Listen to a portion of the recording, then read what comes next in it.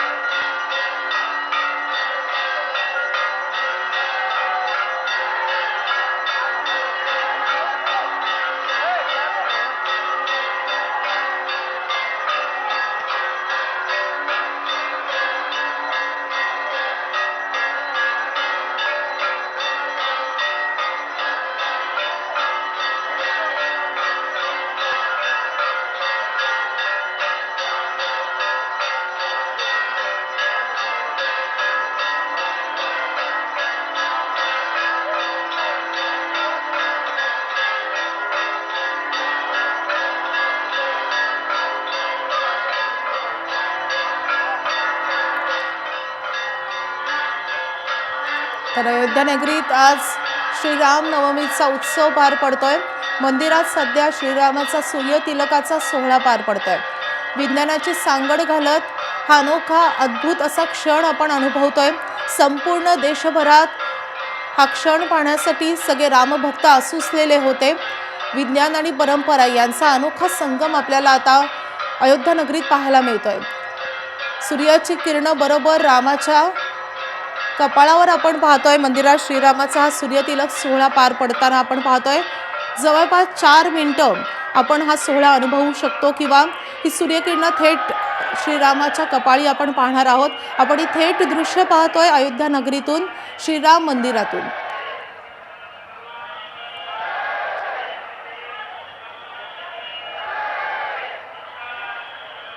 देशभरातून भक्तांनी मोठी गर्दी आज अयोध्या नगरीत केलेली आहे। श्रीराम नवमी निमित्त संपूर्ण ही अयोध्या नगरी सजलेली आहे।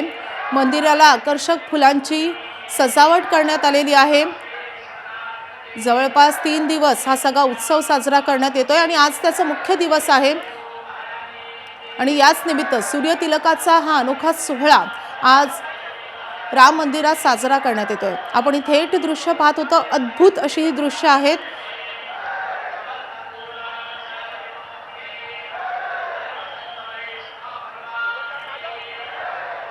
तर रामनवमीच्या पवित्र प्रसंगी सूर्यतिलक सोहळा आयोजित करण्यात आलाय। वैज्ञानिक तंत्रज्ञानाचा वापर करून सूर्याची किरण थेट रामलल्लाच्या मूर्तीच्या कपाळावर पाडण्याची एक अद्भुत अशी संकल्पना आहे। सूर्यतिलक सोहळ्याची मुख्य वैशिष्ट्ये अशी आहेत की या प्रणालीमध्ये बेंगळुरू येथील ऑप्टिका इन्स्टिट्यूट आणि भारतीय शास्त्रज्ञांनी विकसित केलेले आरसे आणि भिंग वापरले जातात, जे सूर्यप्रकाश गर्भगृहात रामलल्लाच्या कपाळावर केंद्रित करतात। सूर्याची किरण सुमारे 4 ते 5 मिनिटं रामलल्लाच्या कपाळावर राहतात आणि त्यामुळे एक दिव्य तेजस्वी टिळा तयार होतो। रामनवमी व्यतिरिक्त दररोज दुपारी हा सूर्यतिलक सोहळा करण्याचा निर्णय मंदिर समितीने आता घेतलेला आहे, ज्याचा कालावधी सूर्याच्या पृथ्वीवरील स्थानानुसार बदलू शकतो। या ऐतिहासिक क्षणी रामलल्लाची विशेष पूजा, अभिषेक आणि आरतीही केली जाते।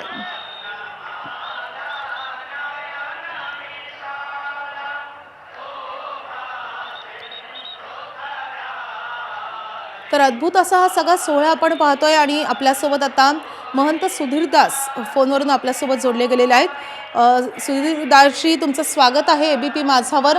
एक अद्भुत असा सोहळा आपण अनुभवतो आहे। अर्थातच विज्ञानाची सांगड घालण्याचा प्रयत्न झालेला आहे। काय सांगाल या सोहळ्याविषयी? हॅलो, तुम्हाला माझा आवाज येतोय? हो येतोय, बोला। तर राम मंदिरात हा असा अद्भुत सोहळा आता पार पडलेला आहे। सूर्यतिलकाचा हा सगळा सोहळा ही थेट दृश्य आपण प्रेक्षकांना दाखवतोय। काय सांगाल या दृश्यांविषयी, या सगळ्या अद्भुत अशा सोहळ्याविषयी? अप्रतिम सोहळा आहे आज। उत्तर भारताच्या पंचांगाप्रमाणे वास्तविक पाहता त्यांनी आज त्या ठिकाणी रामनवमीचं आयोजन पूजन केलंय।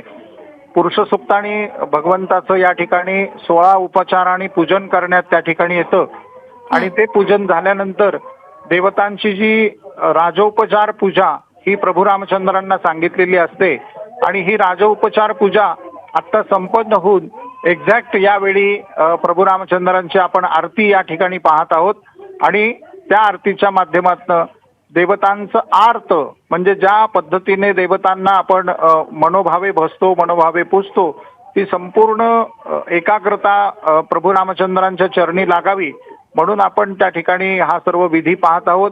याला प्रभू रामचंद्रांचं राजोपचार पूजन असं त्या ठिकाणी म्हणता आहेत। पण ही संकल्पना खूप अनोखी आहे, कारण सूर्यतिलक रामलल्लाच्या माथी आपण पहिल्यांदाच पाहतोय हे मंदिर झाल्यानंतर। तर याचं काय वैशिष्ट्य आहे?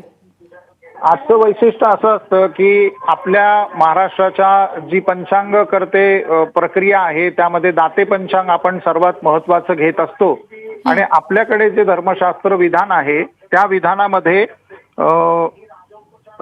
एक्झॅक्ट 12 वाजता आपल्याकडे त्या ठिकाणी रामनवमी ही हवी असते आणि उत्तर भारताच्या सौर पंचांगानुसार आज 10:40 त्या ठिकाणी नवमी समाप्ती झालीये।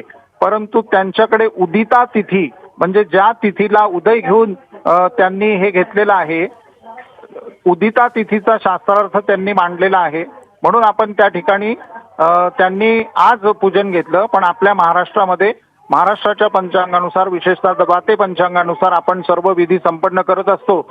तर आपण काल महाराष्ट्रामध्ये रामनवमी ही संपन्न केली.